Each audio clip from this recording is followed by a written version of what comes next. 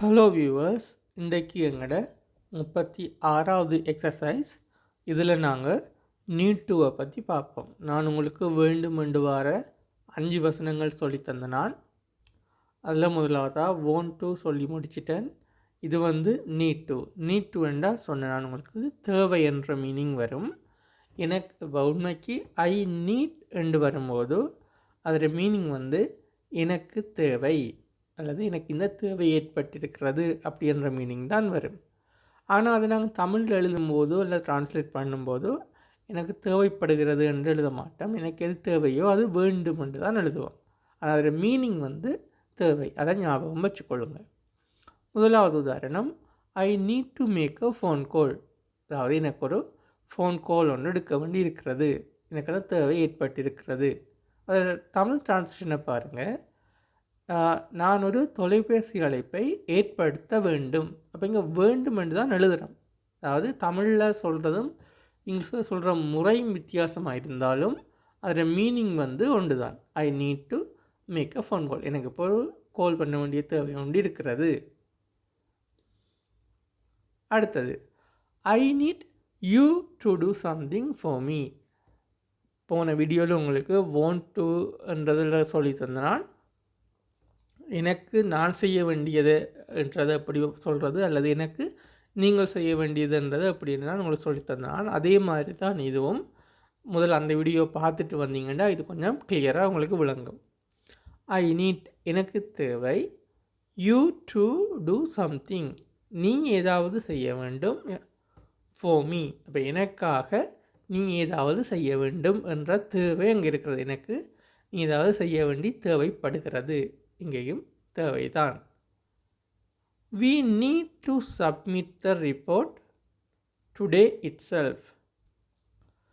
இதில் பார்த்தீங்கன்னு சொன்னால் டுடே இட் செல்ஃப் என்றால் இன்றைக்கே அல்லது இன்றே. we need எங்களுக்கு தேவை, to submit the report submit பண்ணுறேன்னு சொன்னால் ஒப்படைக்கிற அல்லது சமர்ப்பிக்கிறது. அப்போ இன்றைக்கே எங்களுக்கு ரிப்போர்ட்டை ஒப்படைக்க வேண்டிய தேவை இருக்கிறது. அதாவது இன்றைக்கு க்ளோசிங் டேட்டாக இருக்கலாம், அல்லது நம்ம ஒப்படைக்க இருக்கிற இடத்துல இருக்கிறவங்க இன்றைக்கு தான் இருப்பாங்க, அவங்க நாளைக்கு விட்டுட்டு போவாங்க. ஸோ இன்றைக்கே நாங்கள் ஒப்படைக்க வேண்டிய தேவை இருக்கிறது. A baby does not need to wear shoes until he starts to walk. இப்போ இதை உடைச்சு பார்த்தோம்னா நீட்டுக்கு நெகட்டிவ் ஃபார்மும் இருக்குது. ஸோ அ பேபி ஒரு குழந்தை, டஸ் நாட் நீட் குழந்தைக்கு தேவையில்லை. என்ன தேவையில்லை? To wear shoes. ஷூன்னா தெரியும், காலணிகளை அணிய தேவையில்லை. அன்டில்ண்டா ஏதோ ஒரு விஷயம் நடக்கும் விரையில், அது அன்டிலுக்கு பிறகுதான் வரும். அப்போ பார்த்தோம்னா ஹீ ஸ்டார்ட்ஸ் டு வாக். ஸ்டார்ட்னா தொடங்குறது. அப்போ குழந்தை நடக்கத் தொடங்கும் வரையில், அன்டிலண்டா வரை. ஸோ குழந்தை நடக்கத் தொடங்கும் வரையில் அந்த குழந்தை காலணிகள் அணிய தேவையில்லை. அப்போ இங்கே நெகட்டிவாக வராட்டி என்ன வந்திருக்கு உங்களுக்கு? ஏ பேபி, இதை விட்டுட்டு வாசிங்க. A baby need to wear shoes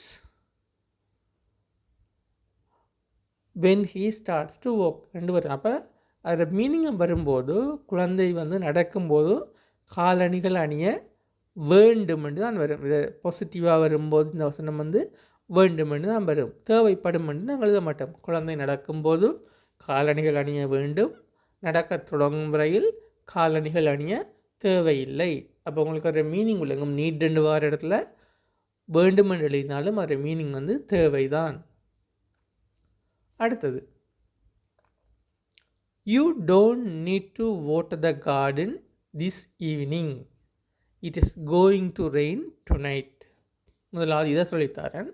it's going to rain என்றால் மழை பெய்ய போகிறது. டுநைட் இன்றிரவு. அப்போ இன்றிரவு மழை பெய்ய போகிறது. So you don't need to water the garden. வாட்டர்ன்றது நீர் பாய்ச்சறதுக்கும் வாட்டர் தான். So you don't need to water the garden this evening.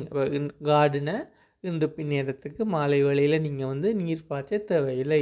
You don't need to water. நீங்கள் நீர் பாய்ச்ச தேவையில்லை. இது பேச்சு வழக்கில் you don't need to listen to anything she tells you. You don't need to listen. நீங்கள் கேட்க தேவையில்லை.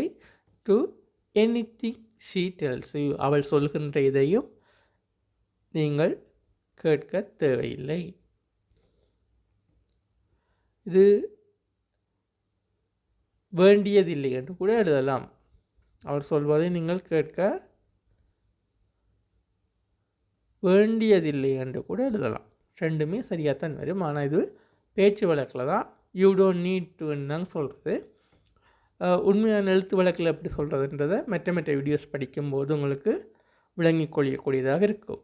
ஏதாவது டவுட் இருந்தால் எனக்கு இதை நீங்கள் கமெண்ட் பாக்ஸில் போடுங்க. சப்ஸ்கிரைப் பண்ணிக்கொள்ளுங்கள். அடுத்த வேர்டோடு உங்களை அடுத்த வீடியோவில் சந்திக்கிறேன்.